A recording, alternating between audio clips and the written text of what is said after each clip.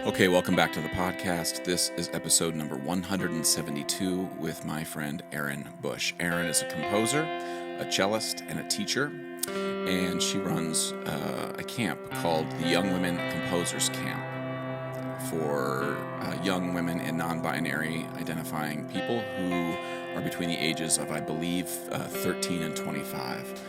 Really serving a demographic, age-wise too, that I think is really important in terms of systemic issues that we see sort of bear out later on in life. I met Erin through a mutual friend who just said, you should meet Erin, and I want you to take my advice. When a mutual friend tells you to meet somebody, do it. Reach out and say hello. So ladies and gentlemen, Erin Busch. Oh, I'm glad. Well, Erin, I appreciate you doing this. I know it's seemingly not seemingly, it was last minute, and I appreciate you doing this, but I wanted to pick your brain about a million things, but first of all, just to get to know you a little bit better, or for folks that, who might listen to this, get to know you a little bit better, but also to talk about your summer program that you started and that you've been running now for, is this the fourth year or fifth year? This is the third. Third year. Yeah. I'd love for you to the Young Women's Composers Camp, and I would love, I said that correctly? Young Women Composers Camp. Young Women Composers Camp. Yeah. And I just wanted to talk. I've been fascinated by your work there for the last 3 years, and we've been collaborating a little bit at SOCI, and I would just love to pick your brain about that as well. But first and foremost, can you just tell me, tell me about Baby Erin? What got Baby Erin into playing? You're a cello player. You're a composer. You're a teacher. We met through my friend Kim Wildcheski, and because you go to her church.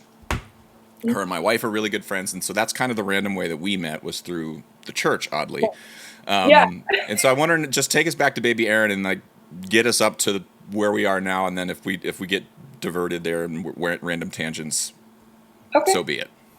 So Baby Erin was also pretty musical. Mm-hmm. My parents told me that they thought I'd either become a musician or a dancer, because I was just kind of always moving, always singing. And those of my friends and family who know me today can say with confidence that I should not have gone the dancing route, because I just can't really support myself in physical space. Have you watched? Do you know what you watched Seinfeld? Not really, actually. There's a scene where Elaine Bennis dances. Anyway, just Google Elaine Bennis dancing, and okay. That's what I envision. I mean, that's how I dance too, but it's how I envision you dancing when you describe it just now. If you know 30 Rock, I'm more of a Liz Lemon. That's my reference. Just arms and joints going every which way when you dance. Yeah, super dorky, but I love it. But yeah, I started, we always had a piano growing up in my house, and my dad is actually a huge classical music buff. And random stuff too, not just listening to Beethoven all the time. He loves listening to a lot of Russian composers. And so we always had just music in the house growing up. And so it was kind of a natural progression for me to just kind of be playing around with the piano. And they got me started on lessons when I was, I think, 5. So pretty young. And it was not too long after I started cello when I was 8, in 4th grade. And it was around that time I started composing. I wasn't really thinking too much about it, as most kids do. You just are hey, I wrote this piece. It's not I've become a composer. I want to stop you for 2 seconds. Sorry. Are you hearing an echo? Oh, we're better now.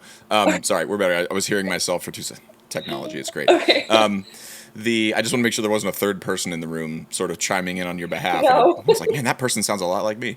I just want to stop. Sorry to interrupt, but most kids don't compose music sort of unwittingly or unknowingly at that young of an age. I didn't even know that you could create something new at that age. I just grew up and I was just well, everything that's here must have always been here, including all of the music, and Weezer and Pearl Jam, they were all here, and somebody picked the apple off the tree, So what got you, why in the hell did you compose something at such a young age? What spurred you on to do that?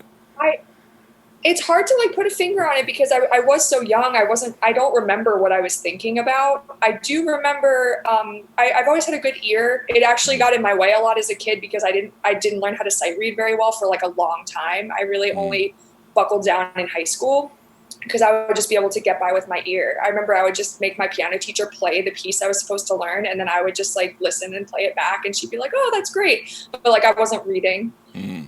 So I think where I really started, I've always been a huge Disney fan. I'm still a huge Disney fan, and I would try and play the songs I heard in the movies on the piano. Okay. And I think from there, it was kind of just a natural outgrowth to like making up my own stuff that was kind of tangentially related. But yeah, I can still remember my first piece. It was called The Mysterious Island. I love those first piece titles are always like, Yeah. you know, like my love disappears in the mist or something. Yeah, something very, very romantic sounding. Yeah, it's some like 8-year-old angst. A diamond in the rough. You know? Yeah. I am not who you think I am. Yeah. I'm an 8-year-old, damn it. Yeah, so that was where it started, and then my piano teacher really encouraged me to keep going, and I would just like, I mostly wrote for piano for a long time, even though I was also playing cello, which I think kind of makes sense because on the piano it's a lot more easy to improvise than it is on the cello. You can like improvise harmonies. There are shapes that you can be familiar with that it's kind of easier to displace. How did you as a young player distinguish? I mean, I have a hard time now at 41 distinguishing like being able to like play marimba, right? That's hard enough as it is. You hit a key and you're not really responsible for the pitch that comes. I mean, you are whether it's a C or a C sharp, but if that C or C sharp is slightly sharp or slightly flat, it's the piano tuner's fault, not your fault. Right. But on the cello, yeah, it's all your fault, and you're playing a microtonal instrument at age 8. Right. Like, yeah, what that had to have contributed. I mean, the fact that you have a good ear, that must have sort of fed into it. So, I mean, I didn't deal with microtonal instruments until I got into middle school, and it was with the timpani, you know, and nobody told me that there was, somebody's just like, tune a C. I'm like, cool, where's the C? They're like, well, it's one of 1 million positions on that pedal. Yeah. There's only one of the hundreds of thousands on that pedal spectrum that is a C. Good luck finding it. You fifth grader, you know, like, so for you, like, did you struggle with that at all, or were you just sort of a savant at that? I was definitely not a savant. I mean, my ear helped me to find the notes. You know, I have perfect pitch, so kids with perfect pitch, it's like, you know when you're wrong, but it doesn't mean that you're never wrong. Right. So it's just still a physical learning experience, and I was not a very dedicated practicer until like midway through my undergrad, to be perfectly honest with you. So, like, even though I knew I was out of tune, I wasn't really working on my ear because I had such a good ear, which is also kind of, I hate to say it, it is kind of like a curse of perfect pitch, because it made me kind of arrogant, I think, as a kid, because I'm like, I know this is a C, but I wasn't really concerned with, like you said, the microtonal like varieties and how intonation can actually be very expressive, which is one of the things I love about playing a string instrument. Like playing slightly flat or slightly sharp. Right. Like if you're playing a major third, like sitting on the front half of that pitch just a hair, because most thirds on a piano, like your ear's been trained to hear a third slightly detuned, just slightly, and just nudging your finger just a scooch makes that third sort of really shimmer. Same with a fifth and a fourth and all that shit. But that's not something. People don't talk about pitch as being relative unless you're using extreme vibrato. Then you're just going like around the pitch. But it's so interesting though how it can be used. Like, I didn't really start thinking about that until I was really playing chamber music in college, and I had to tune a chord with a string quartet. And there's just like, even moving your finger a tiny inch can really just make the chord blossom, and you really feel it too. And so that was fascinating to me. And that was around the time that I started really practicing a lot more, a couple hours a day. Whereas before I was like 20, 30 minutes a day. Oh, I think anybody who's a professional musician, I'll maybe just keep it to music. Well, I don't want to say anybody. Most people I know, sort of, whether it happened late in their studies or early, like for me, it was definitely like similar track to you. Like I got into college and I'm like, my parents aren't here, and you mean I can stay up with girls till 4 a.m. in the dorm? Yeah. Like, that's amazing. And I just was like, why would I ever practice? I'm good, and then about end of my sophomore year, I'm like, I'm really tired and I'm not any good at any of these instruments. What have I been doing for the last 2 years? Yeah. And so I decided my junior year to sort of crack down and go for it. But it was I think it's a similar path. Yeah. Yeah, I think it was around the time I really started hanging out with a lot of performance majors, and I would be like, hey, you want to get dinner? And they're like, oh, I'll get dinner, but then I have to go practice, for a couple hours after. And I'd be like, should I be doing that? You're like, yeah, totally. I was going to do the same thing, just at home in bed with Netflix on is what I was going to do. Yeah. So I started getting really close to a lot of performers, and I actually still feel like up until the last couple of years, I've felt more like in the performer sector in a lot of ways, just because composition can be so isolating. And I didn't really either from, I think partially maybe my own not like making efforts to get close to other composers, and also just the nature of being in a composition department. Unless there's like active ways to push you together, you might not spend much time together. That's a real bummer of, I mean, I think whether you study composition in high school, I mean, there are some high schools. My high school had a music theory class you could take, and I was definitely not advanced enough to take it when I was in high school. But even then, it was like if you were a composer, you were segregated off into another. You were like sequestered in another room in a cave to sort of divine your inspiration, and there was no attempt made. And then same from the performer side, there was no attempt. Composers lived in caves. We didn't, we got the music in the mail. That's the way it was. Right. And it's been a big reaction.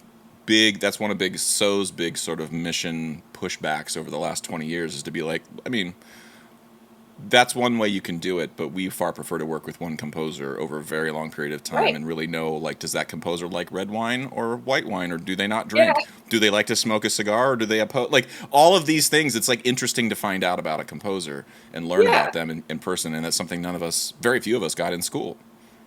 Mm-hmm. Yeah, it's not really built into the model. I think a lot of there's kind of been a shift into over the last like couple hundred years, the composer as like on a pedestal. And so you're right, they are like given time to just like go write on your own and then send me the score when it's done. When in fact, like that historically is kind of recent, because composers would be generally also performers, and they'd be within that community working with people, testing things out. So I'm really glad to have found that that's like part of it, because that wasn't clear to me at first. It wasn't clear to me too, and I I had these. It wasn't until grad school where I took a class at Yale, and there was I would have called it ear training it was called ear training in my undergrad. She called it hearing. That was she was very adamant. This is not ear training.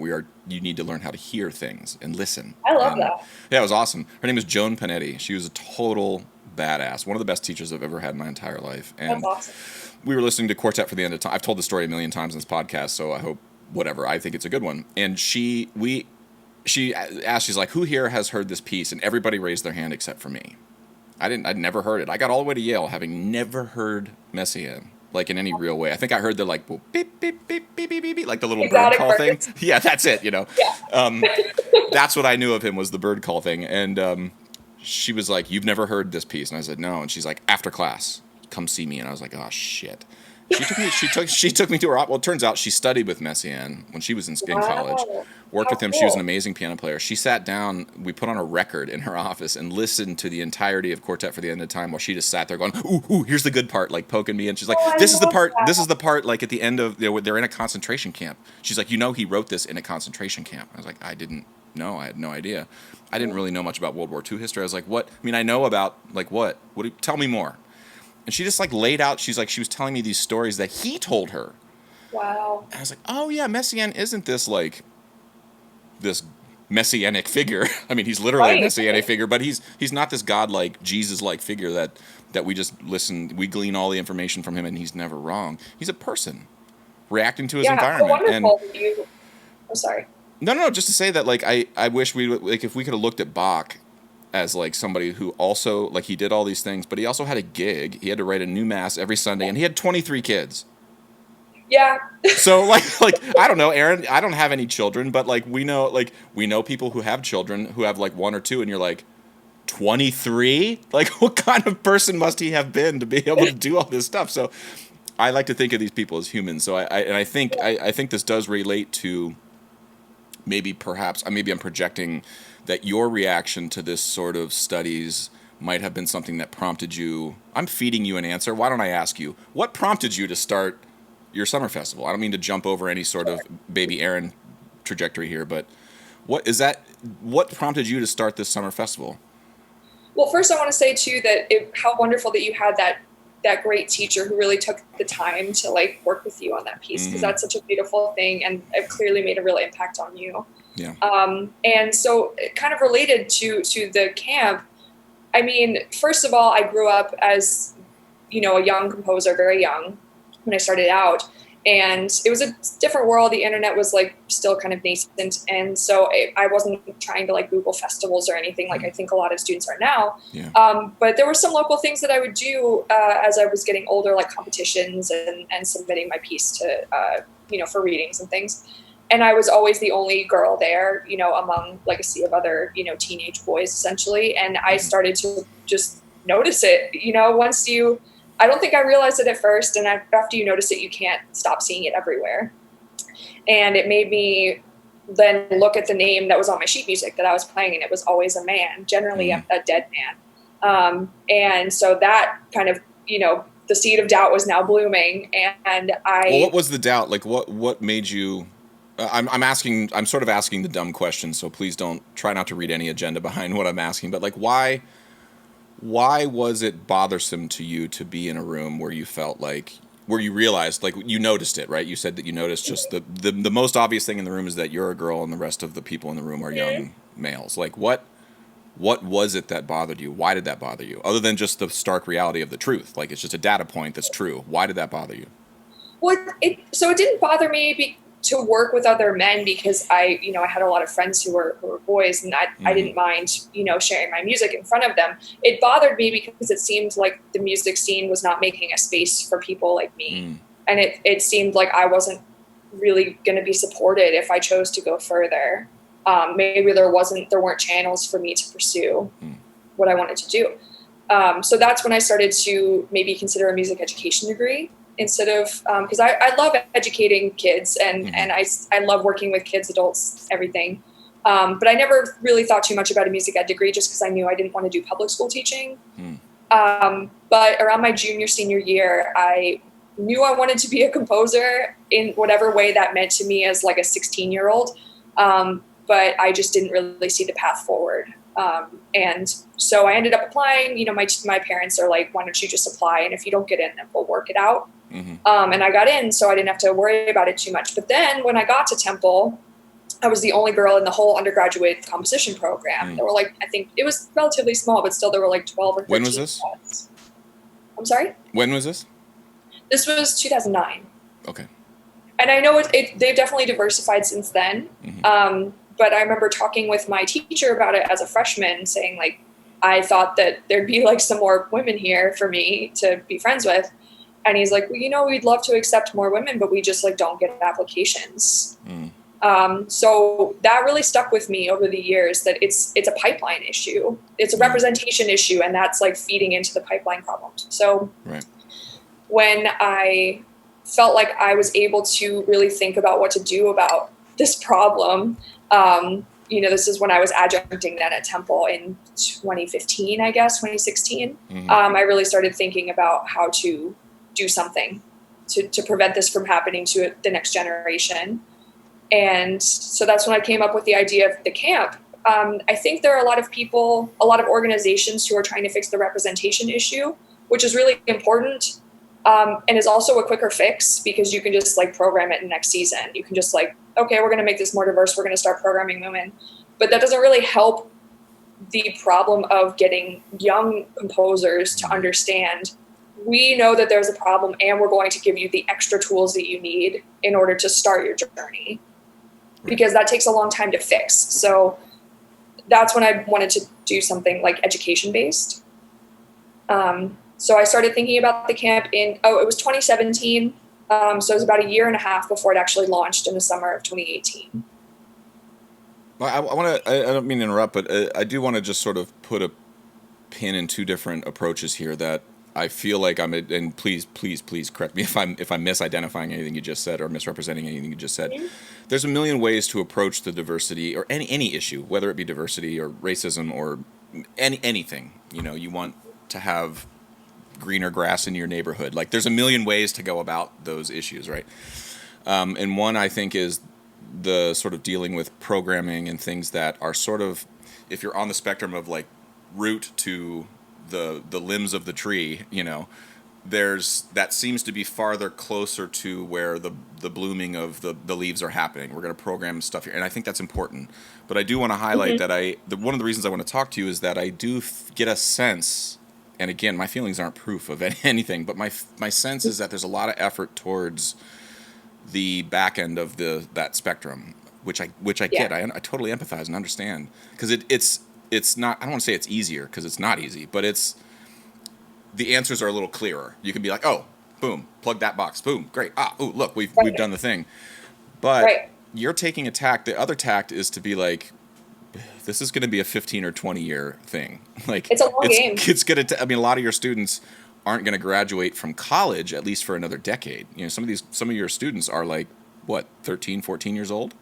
Yeah, on the younger side, yeah. So it's a long game.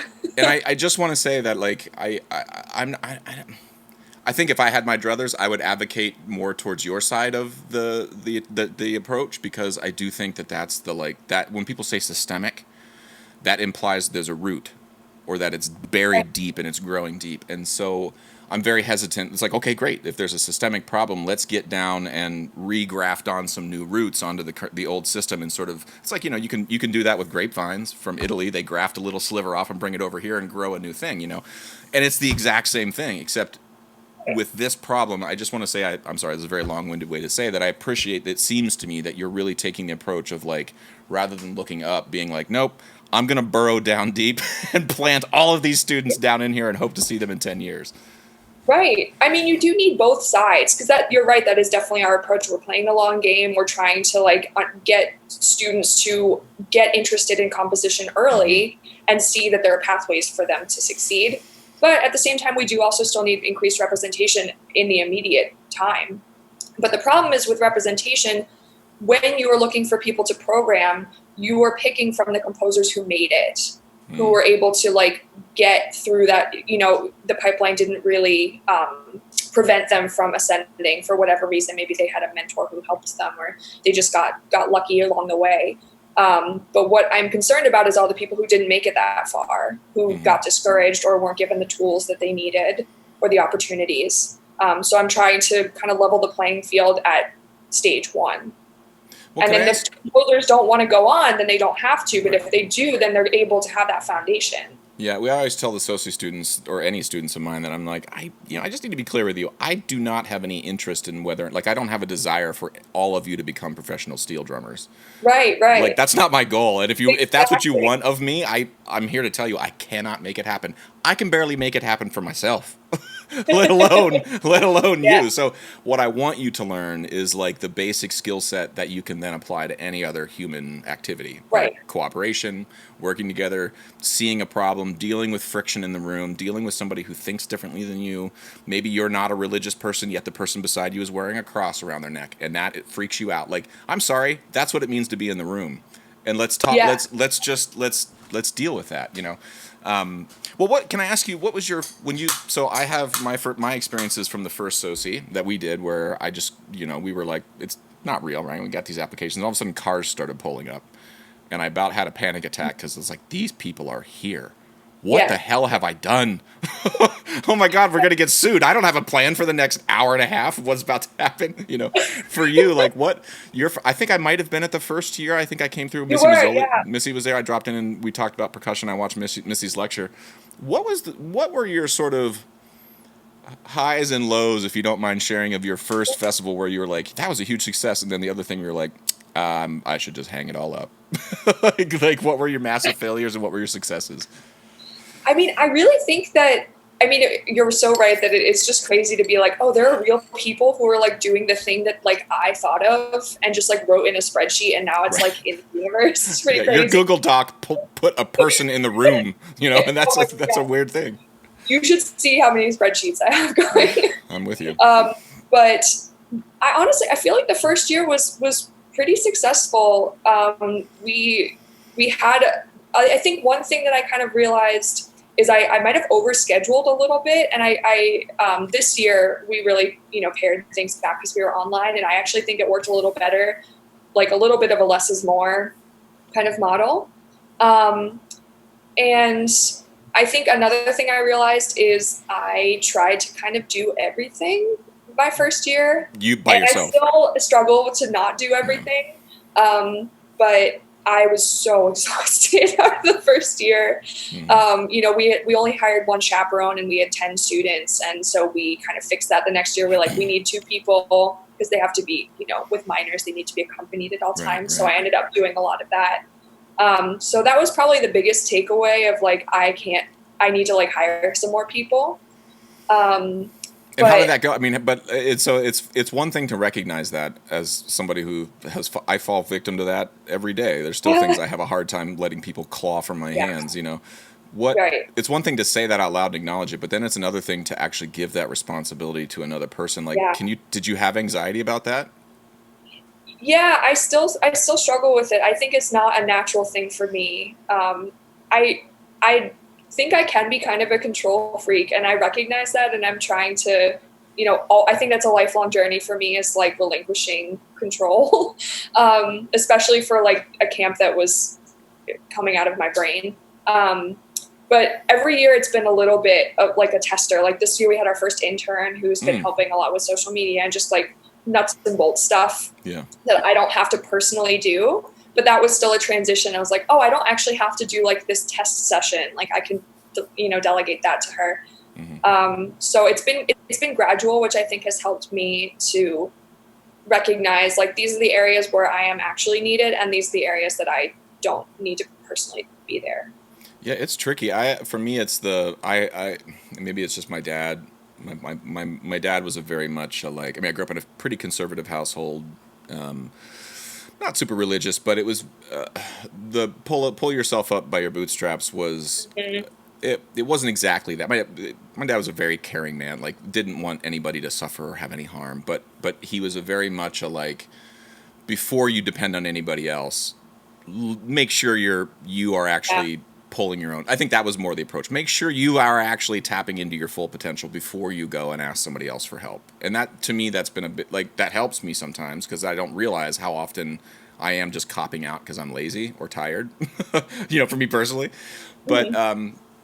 I think for me, as a 41-year-old, it's now manifesting in itself where I realize it's like, if it fails, I want it to be my fault. I don't want somebody else to have to take the blame for some idea I had and have it go down in flames. I'd rather have the responsibility. And that's not a healthy way to go through life necessarily, but it's how I do sometimes, Right. Yeah, I think it will be, I'm hopeful that as the camp continues to grow and expand, we will also have more assets that then we can give to, maybe some more subsidiary positions that will then help me to not be as involved in the like nuts and bolts of every day. So it's a long game with that too.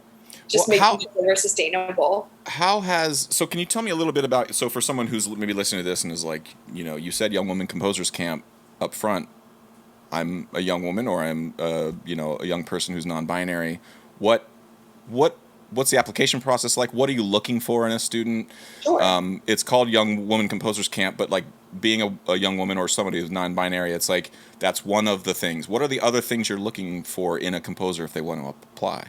So we actually mostly are looking at their essays and the reason that they're applying and the reason that they want to come. Career goals, maybe they don't have access to these kinds of educational opportunities where they're from.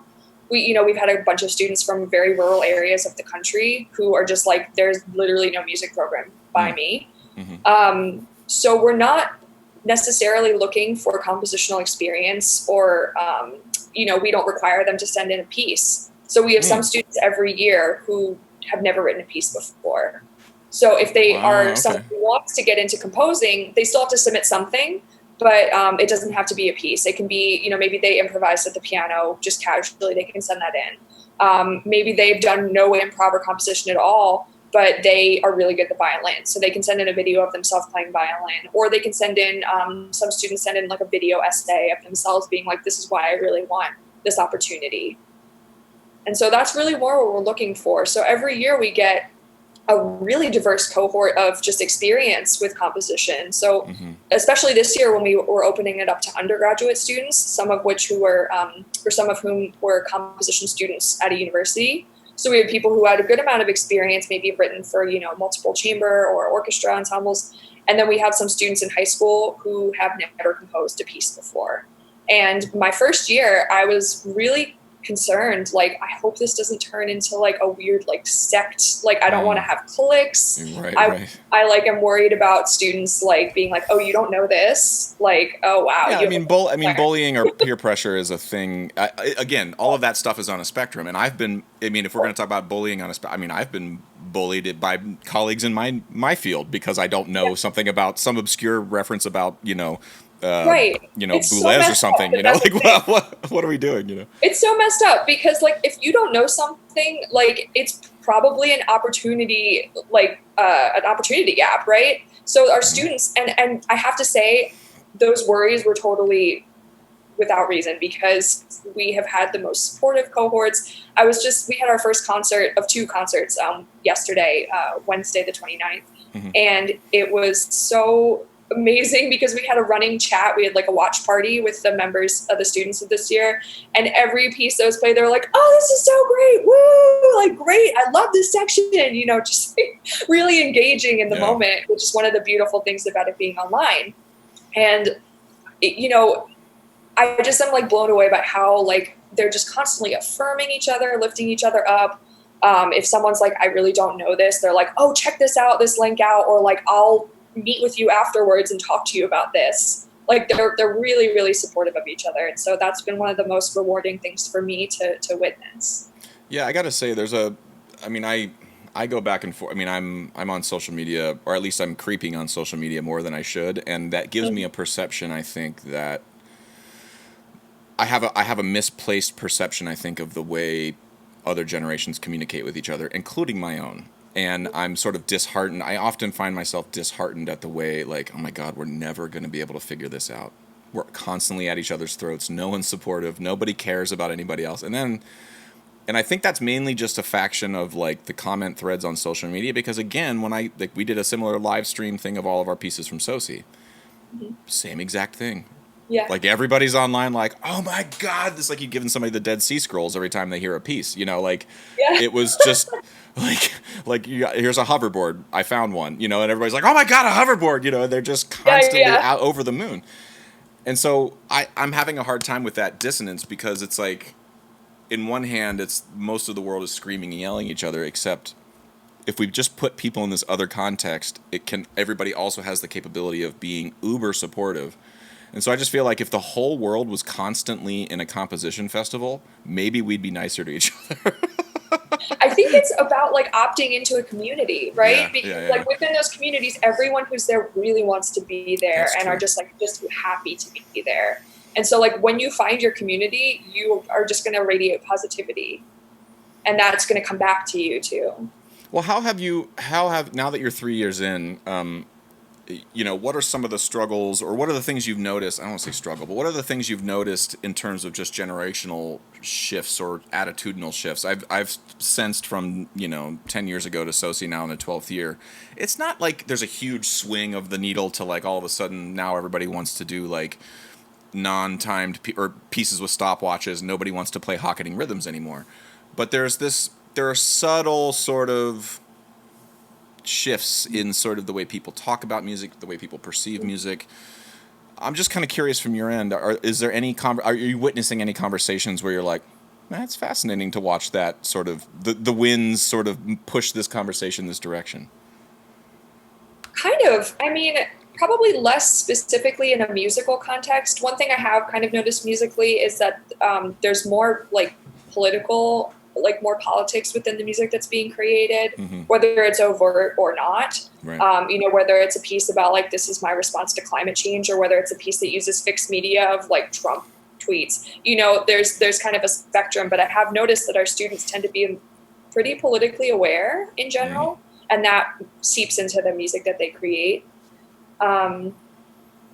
And then I forget what I was going to say. While you're thinking about that, I agree. I mean, there's a part of me that I'm of a generation. My mom, every time growing up, she's like, do not talk about politics or religion with anybody. Like, you're never going to change anybody's mind. And there's a part of me that's like, now that I'm 41, I agree with her, but I still find myself like I've never changed anybody's mind on any of that stuff. I mean, try to picture when the last time you had a fruitful conversation about politics or religion with somebody, and you walked out of it feeling like, well, I actually did good there. Like, I think that that's like I think that that is like such a short-term way of looking about it, of looking at it though, because that's the way it feels, but I don't think that that's the reality. Because like, if you think about it, those are like really personal, like moral compass things that take a long time to change. And I think that those conversations and experiences with art can plant seeds that over time then grow to a change in perception. Yeah, well, I'm agreeing with you. I'm saying I'm checking my own bullshit here a little bit because I'm of a generation where like it wasn't an overt thing to avoid it, but I had enough bad experiences talking about politics and also playing in different towns, like playing in LA and then flying to Ada, Oklahoma and playing a show there. Like the reality is like not every politics and religion are on a spectrum too. And how people react or see and not everybody's fixed on one part of that spectrum forever. There may be one part here and you're just left to center on most everything, and then for some reason on abortion you're like, no, I actually just can't see it, it's killing a baby. Like nobody's clean on that stuff. And so I've always just felt like I wanted to, on stage, for me personally, before I get to politics or religion, I really just want people to like me and trust me. Because if I have then those hard conversations later, for me, it's an easier conversation to have. For me, that doesn't. I'm not advocating that everybody needs to have that same conversation the same way I'm having it. But it has been interesting. I have a little like 30 some odd things to think about when running your business. Sort of like, here's like, don't complain about the food, be on time, like stupid shit like that. One of them is don't talk about religion or politics from the stage. That's my own personal, like, I just am not going to, no matter what I feel. I don't think it's a mystery, my feelings on Donald Trump, but I'm not going to get on stage at Carnegie Hall and give a big old rant as to personally why I think we need to vote for Joe Biden or whatever. Like, I don't know. It's hard for me to explain why. I just have really avoided that like the plague. But I'm noticing a lot of students just have no fear of that. And it's interesting to me. I don't think it's bad. It's just interesting to me to be like, well, there are generational divides between me and my parents. And so it's like, well, this stands to reason that there would be a generation below me that would just see things slightly differently. And I'm becoming more okay with that. But it's been hard. It's really hard for me to like have a student who has an overtly political piece. And I'm like, you could play this in my hometown. You have the right to, and you absolutely should from an artistic standpoint. But you're going to piss off everybody in that room, and you can be okay with that. Yeah, you just need to know that that's what's going to happen. You can't pretend. The problem I have a lot with these political discussions is like, you've never spoken to someone who disagrees with you, have you? Yeah. Like I agree with. I think your stance is okay, but you need to understand not everybody sees things the same way, and that's the thing I think I just have a hard time like engaging with art. But I think it's the awareness thing. I think that's where you're hitting on it, because you have to know that if you're writing something that's political or religious or like any kind of out of the ordinary presentation wise thing it's going to make an effect on a lot of the people in the audience. So you just have to know that might happen. Like, for example, actually, we had a student this year who wrote a really great piece for female singers and performed it at her university. And she said that she had seen many men perform topless there without giving a warning. And so she decided to have all the women perform topless and not provide a warning to anyone in the audience. And she said it was kind of an incredible, I listened to the piece, totally gorgeous. And she said the response from the audience was like, they either loved it or they hated it. But no matter how they felt, they had to tell her that they felt that way. They like really felt called to talk to her about it. And I think that's really an interesting thing, because you're reacting so strongly to something and you need to just like make your opinion heard.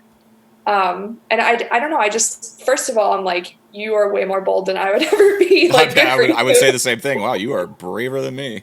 Yeah. I put a lot of weird stuff on stage, but I just, nudity is. Yeah. We did a thing with, Shen Wei, the choreographer? No, I don't. I think he's Chinese, but he did this big thing in the Park Avenue Armory, and it was all these dancers in these little cubes, glass cubes, and they were filled with like human hair and like all this weird stuff, and all of the dancers were nude, men, women, completely nude. And there, a lot of the reviews about it were, yes, the female, or the not the female form, but the human form is beautiful, but also don't expect to do a show with 45 naked people writhing in human hair and not have people just looking at naked bodies. Like, that's a huge thing. Like, it's not, don't expect us not to comment on it, I guess is the point. Like, what are you asking of us here? Like, are we just supposed to ignore this and talk about the beauty of human hair flowing over skin? Like, these are 45 beautifully naked people, like the best human specimens you can find, all diverse, like different shapes and sizes, but like, you made the choice for them to be nude, and again, totally valid choice. But don't expect people not to have a reaction, you know. Sure.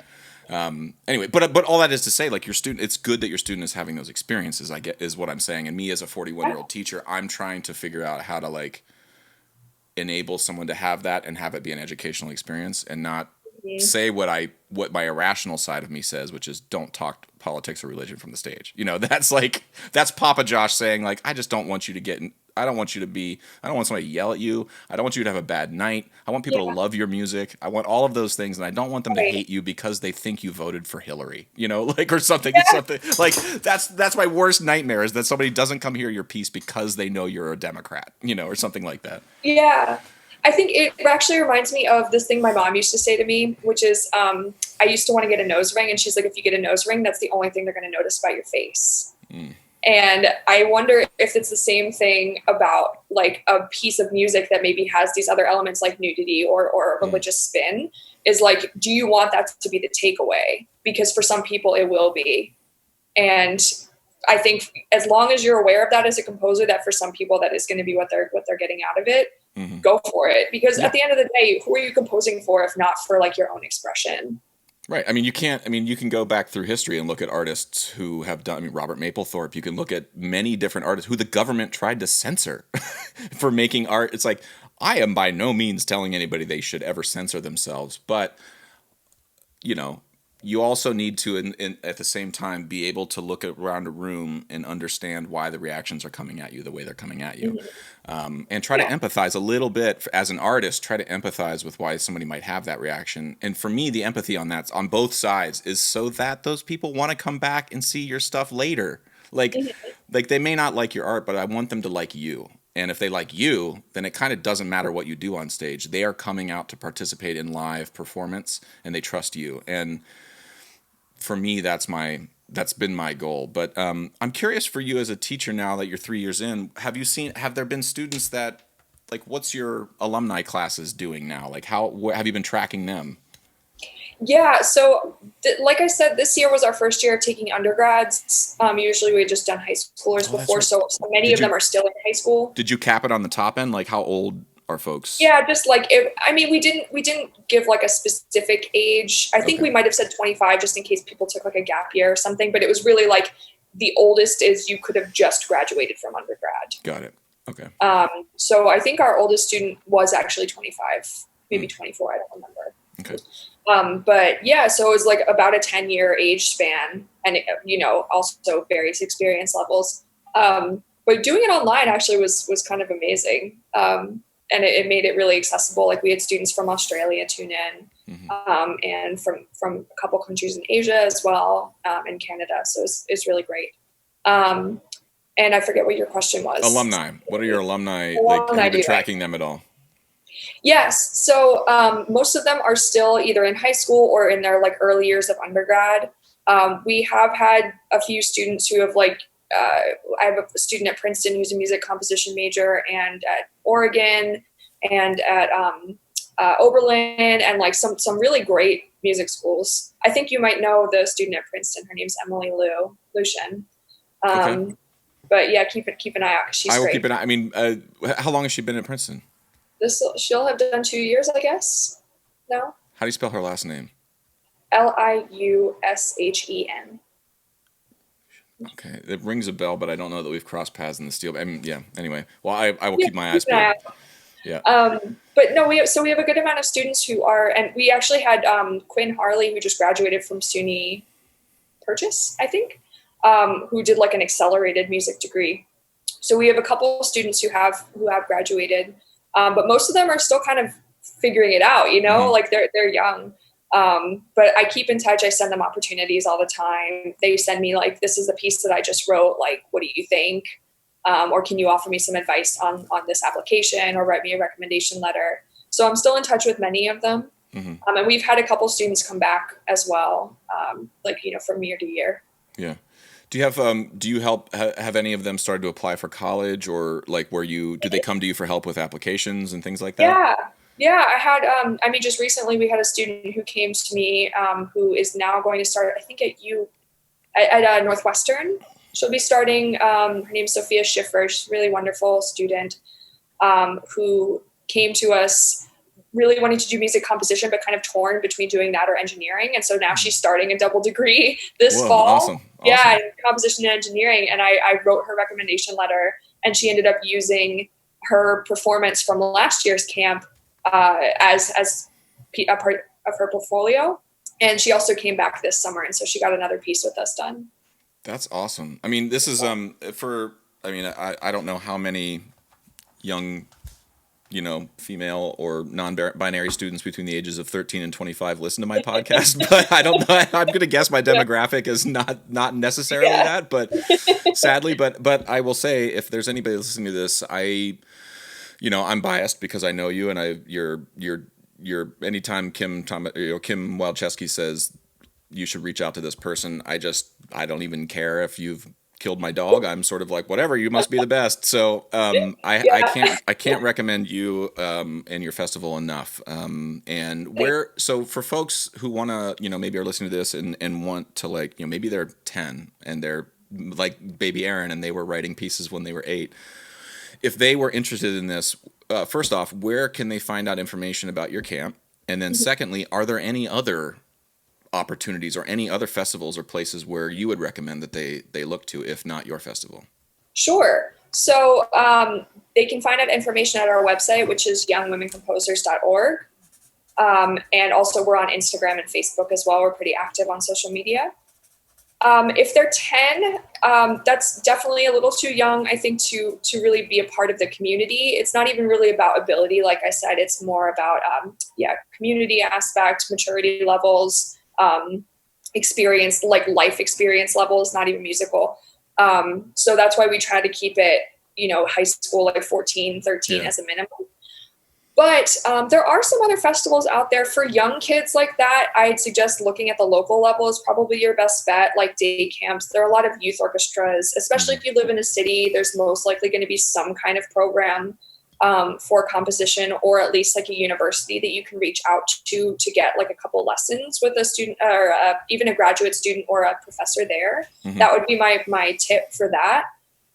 There are a good amount of other composition festivals. Most of them are kind of expensive. That's one thing that we really wanted to focus on with our camp, is to make sure it's financially accessible. What does it cost? So we charge $700 for tuition. This year we charge $350 because it was, reduced. That doesn't include if you need housing, that's not inclusive in the cost because we don't have any control over that. That's Temple that sets that. But tuition for 2 weeks is $700. But Missy Mazzoli has a really great program called Luna Labs in Ellen Reed. So that's a more selective program. You say Lunar Labs, Lunar? Without the R, Luna. Luna, excuse me. Okay. Luna Labs. Yeah, really great program, smaller but year-round mentorship program, where you receive private lessons and you get some pieces read, and you go to New York at the end. And it seems like a great program. Missy's great. I was in school with Missy. She's the real deal. Yeah, she's great. Yeah, she's wonderful. She was, as you know, our first guest composer. And I think you have to be 13 for her program. But yeah, my suggestion for young kids is to look to your local youth orchestra or university, to just check out what they have. A lot of times there'll be programs you're not aware of that exist for composition, or you can express your interest in a performance program to say hey, can my kid compose for this? So I don't think it really hurts to make it known that there's a need if there isn't one in your community. Because really all that you need is some performers who are willing to read your piece. So it's not a really difficult thing to add to an existing festival. Do you have you need to start an alumni association to your festival of I've people been thinking about that. Who are willing to be this is the YWCC alumni page. If you need anything, here's a database of like, I don't know, whoever wants to volunteer their email address, like 50 people, past alums, and like you can just email any of them anytime about anything you need composition related. Like, I think there's the representation of just seeing faces and making sure, like seeing people that look like you and giving you that perception, oh, I can do this. But then there's the other step of being like talking to those people and realizing that those people aren't composers living in a cave. Like all those alums are not just these disjointed sort of figures like floating out in the ether. No, they're people just like you, and they probably live right down the street. They're probably still just as insecure as you are as a person and a composer. They probably still feel like an imposter, just like you and me do, even though we're now farther along. I mean, you're running a festival, and I'm going to guess you feel like just as much an imposter as I do 12 years into Soci, you know, like. Yeah, definitely. I mean, Jennifer Hageman was one of our guest composers last year, who's like one of the most recognized composer names, like female or not, just like writing today. And she came and talked to our students and was like, yeah, every time I go to start a new piece, I'm just like, oh man, I think I've written all of my pieces already. Like, I don't know what I'm going to do. And I think that made a huge impact on our students and also on me to be like, no matter how far you get up the ladder, you still have that like insecure voice, and it's only quieted with like time, but it's never gone, you know? Yep. I look at David Lang a lot, and I think like he's a composer who, he has a few ideas, but he will steal from himself from older pieces and just sort of like change one note and be like, see, it's new.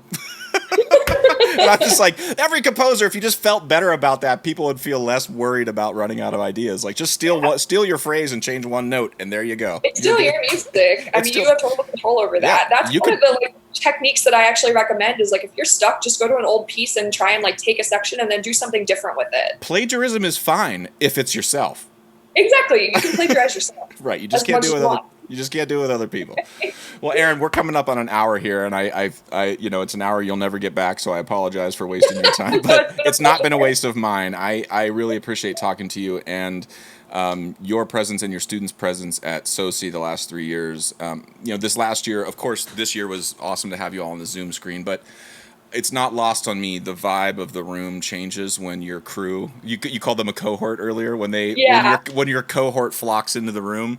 It's a crew, and it's a crew in the same way that our Soci folks are a crew, and it says a lot about, I think, you as a person, but the way you carry yourself, and you know, no matter how old you get, I feel like you need a crew. Yeah, you need a crew, and if your festival gives any of your students any bit of a crew, even if it's one or two people for the rest of their life, I think you've done them a great service. And I think the representation stuff that I trust and I believe is going to be a 15-year seed that you're planting. We'll check in 2035 and do this podcast again. And I'll still be wearing this C hat, but this will all be gray. And I would bet my life savings that stuff won't be fixed, but it'll be a hell of a lot better. And I mean, I have to believe that. Otherwise, what the fuck are we doing? You know, like if we don't believe that, what are we doing? You know, I really believe that that's true. I mean, this stuff takes time, and it only is going to be accomplished with like continued effort and opportunities and ability to connect with people. And that's like, if I can do one thing, it's just connecting people together. That's really what I want to do. I think that's an amazing mission in life, Erin, and you're doing a really good job of it. So I'm really grateful to have you on the podcast. And again, my door is always open. My door is always open here. If you know, as projects come out, or you know, we have the UPenn thing coming up this coming year, and we've been, you know, there's other things in the works here, and I know we've been sort of scheming on the side about doing something more formal with Soci and YWCC, and we can continue to scheme. But I'm really, really proud of what you're doing there. I mean, why am I proud? Like I had anything to do with it. I'm psyched about what you're doing there, Erin, and I'm proud to call you a friend. That's what I was trying to say. Oh, same to you, Josh. Well, I will, as youngwomencomposers.org. Is that correct? Yes. All right. I will. We'll post that website with the podcast. And is there any final words before we let you go? No, thank you so much for having me. This was really nice. It was great to talk to you. It was great to talk to you too. I miss people. I know. I still think we should just get outside and like play some steel drum cello duets. All right. We were going to do it earlier and it didn't seem right, but you know, let's figure. I think we could go. We could just go set up in their yard now. It's fine now. Yeah, August, September. Yeah. All right. We'll scheme about that too. All right. I love you, Erin. Take care. Be safe, and we'll talk soon. Okay. All right. Talk soon. Have a good one. See ya. Bye. Okay, this podcast was brought to you by Liquid Drum, liquiddrum.com, LIQUIDRUM.com. Todd Meehan down in Waco, Texas, teaches at Baylor, that Todd Meehan does. Runs an amazing company. If you want to laugh, you want to learn a bit about percussion, check it out. liquiddrum.com. Also, Dunleavy Steel Pans. Kyle Dunleavy builds and tunes all the pans I teach and play on. So percussion and at NYU and at Princeton. You can check him out at dunleavypans.com. That's DUNLEAVY pans.com. Also, if you have any interest in steel pans or you don't know anything about them and want to learn more, you can go to paninmotion.com. My 4 friends, Trisha, Jerry, Kendall, and Arisha, all run an amazing advocacy organization in Brooklyn, New York called Pan in Motion. Check them out at paninmotion.com. And finally, if you like steel drum merch, you can support another business right here in Brooklyn, New York. It's called Mango Chow. Now, Mango Chow is an amazing sort of snack food from Trinidad. I'll tell you more about that later. You should try it.